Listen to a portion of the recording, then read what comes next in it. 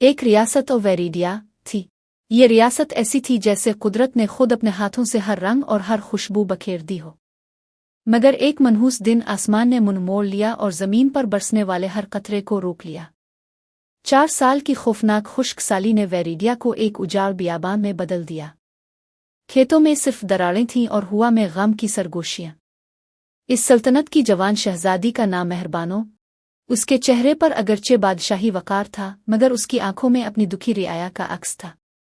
रातों को इसे नींद नहीं आती थी।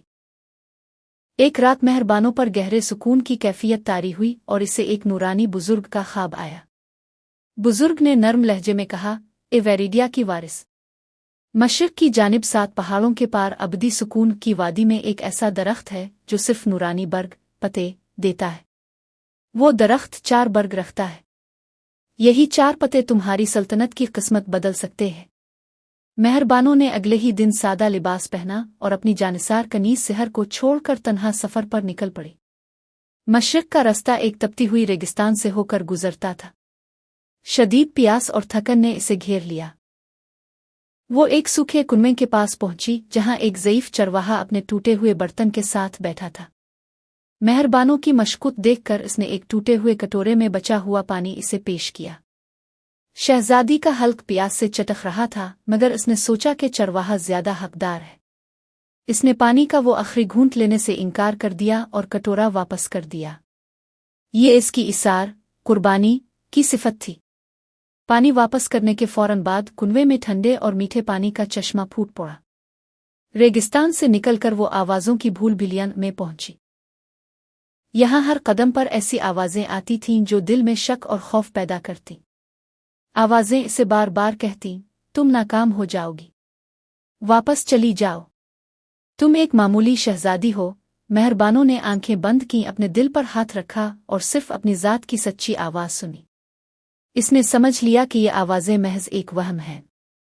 अपनी बसीरत को इस्तेमाल करते हुए इसने उन आवाज़ों को नज़रअंदाज किया और वो रास्ता चुना जो उसके अंदर का यकीन इसे दुखा रहा था। भूल भिलियां खत्म हो गई। अब इसे अबदी सुकून की वादी के दरवाजे पर एक खौफनाक इफरीत मिला। इफरीत ने कहा, इस वादी में जाने का रास्ता सिर्फ एक ही है जो तुम मेरे सामने देख रही हो। तुम्हें अपनी सबसे कीमती चीज़ मुझे देनी होगी। मेहरबानों के पास एक कीमती शाही हार था जो उसकी वालिदा ने दिया था। इसने इफरीत को वो हार देने की पेशकश की। इफरीत हंसा और बोला, ये धात मेरी कोई भूख नहीं मिटा सकती। मुझे तुम्हारी सबसे बड़ी उम्मीद दो।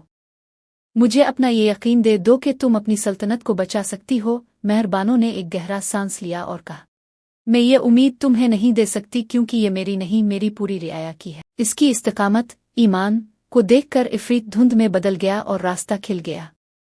वादी में एक दरख्त जगमगा रहा था जिस पर 4 नूरानी बर्ग लगे थे। उनकी चमक में पूरी वादी नहा रही थी। दरख्त के साए में एक मुजस्समा नुमा हस्ती बैठी थी। इस हस्ती ने मेहरबानों को मुखातिब किया, तुम 3 नूरानी सफ्तों के साथ यहाँ पहुंची हो। अब चौथी सिफत का इंतखाब करो।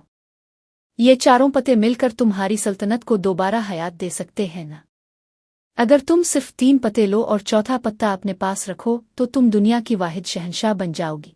मेहरबानों ने नूरानी बर्गों को देखा, फिर अपनी सल्तनत की तरफ रुख किया जो दूर उफ़ुक पर नजर आ रही थी।